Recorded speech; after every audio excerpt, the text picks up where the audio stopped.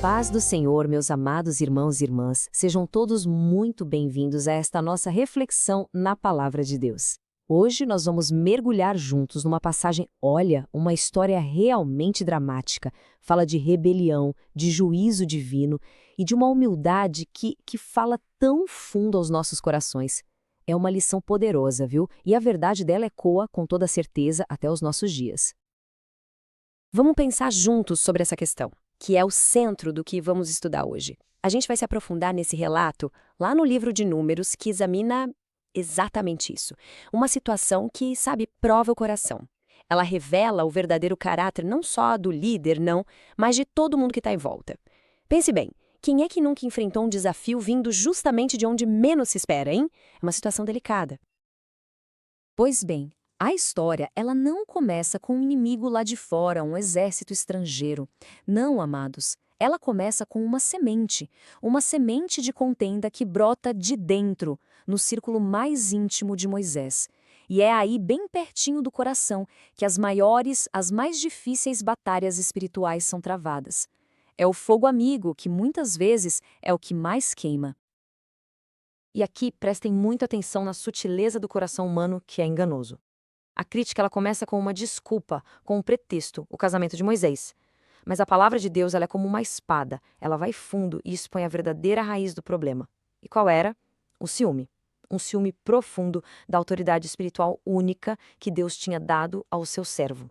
Entendam bem, a questão nunca foi a esposa. A questão era a unção de Deus sobre a vida daquele homem. E aqui, meus irmãos, aqui está a chave. A chave para a gente entender tudo o que vai acontecer. O texto diz que Moisés era muito manso. Mas, atenção, a mansidão de Moisés não era fraqueza, de jeito nenhum. Era uma força que vinha da sua total, completa dependência de Deus. Ele não precisava se defender, entende? Porque ele sabia quem o defendia. Ah, que lição poderosa! Uma lição para toda a liderança, em qualquer tempo. Então, no exato momento em que aquela autoridade, que foi Deus quem constituiu, é desafiada, Deus não fica em silêncio, não. Ele, o soberano, o dono de tudo, intervém, e de forma direta, imediata. Prestem atenção agora porque vamos ver a majestade e a soberania de Deus em plena ação. A palavra é de repente. Não foi um sussurro, não foi um chamado suave. Foi uma convocação divina, uma intimação. O próprio Deus chama os rebeldes para uma audiência, para confrontar a rebelião olho no olho. É preciso entender isso, amados. Quando se toca no ungido do Senhor, a conversa passa a ser diretamente com o próprio Deus. E aqui o próprio Deus coloca as coisas no seu devido lugar. É o testemunho do próprio Senhor. Ele esclarece, de uma vez por todas, a relação única, incomparável que ele tinha com Moisés. Ele não era só mais um profeta, não. A intimidade dele com o Eterno era de um nível completamente diferente. E aí vem a pergunta de Deus, uma pergunta que corta, que atravessa a alma. Como, pois, não temestes? Como vocês não tiveram temor de falar contra o meu servo? E toda ação tem uma reação. Todo pecado tem uma consequência. O juízo divino, por questionar o líder escolhido por Deus, ele vem, e ele é rápido, e ele é severo, porque a santidade de Deus, meus irmãos, não tolera a rebelião no meio do seu povo. Vejam como a consequência flui diretamente da ofensa. É a lei da semeadura e da colheita em ação, passo a passo. Primeiro, a ira santa de Deus se acende. Depois, a nuvem da glória se retira. A presença visível de Deus vai embora. E, por fim, a manifestação física do pecado, a lepra, que na Bíblia é um símbolo terrível da impureza, da corrupção espiritual. Esse sinal, a retirada da nuvem, era a confirmação visível de que o pecado deles tinha criado uma separação, uma barreira entre eles e Deus.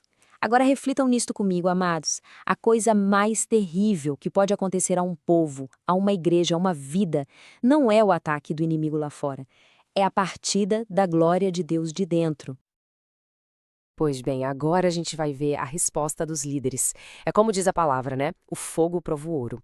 E é o fogo da provação que vai revelar o que há no caráter de cada um. É no momento da crise que a nossa verdadeira fé, ou a falta dela, se manifesta para todo mundo ver. Olha só para Arão. Diante daquela consequência terrível do juízo de Deus, o orgulho dele vira pó. Ele reconhece a loucura do pecado que cometeu e se humilha. E se humilha primeiro diante do próprio homem que ele criticou, suplicando, implorando pela mediação dele. Ah, meus irmãos, o peso da mão de Deus quebra toda a altivez humana. E agora, olhem o contraste. Que coisa gloriosa! A resposta de Moisés não é de vingança, não é de bem feito, é um clamor. Imediato, simples, direto, mas cheio de amor. Ó Deus, rogo-te que a cures. Ele não perde tempo. Ele intercede com fervor por aquela que o feriu. Esse, meus irmãos, esse é o coração de um verdadeiro líder, um coração segundo o coração de Deus. Mas Deus, em sua infinita graça, sempre tempera o juízo com misericórdia. Ele não remove a consequência na hora, mas estabelece um período. 7 dias de purificação para Miriam, fora do acampamento. O objetivo não era destruir, entende? Era um tempo de disciplina, de tratamento, para produzir restauração. Então, chegamos ao ponto crucial. O que a gente tira de lição dessa narrativa tão poderosa para a nossa caminhada com Deus hoje? Porque a palavra não é um livro de histórias velhas, não. Ela é viva e é eficaz. E fala conosco agora. Essa história, ela nos dá um modelo muito claro, um verdadeiro raio-x da liderança espiritual e dos perigos terríveis da inveja dentro do corpo de Cristo. Pense comigo. O pecado de só 2 pessoas paralisou a jornada de uma nação inteira. É por isso que é algo para a gente meditar e meditar profundamente dentro das nossas igrejas, das nossas comunidades hoje. O pecado de um afeta a todos. Então, fica a reflexão final. Esse relato antigo, ele desafia cada um de nós a olhar para dentro do coração e responder com sinceridade. Diante de um conflito, qual voz a gente tem imitado? A voz do crítico, que só aponta o dedo, a do penitente, que reconhece o erro, ou a do intercessor que se coloca na brecha? Que o Espírito Santo de Deus nos examine, nos sonde e nos molde, para que a gente tenha o coração de Moisés, o coração do intercessor, e não esse espírito de crítica que só traz divisão e, o pior de tudo, afasta a preciosa presença de Deus. Que assim seja, em nome de Jesus.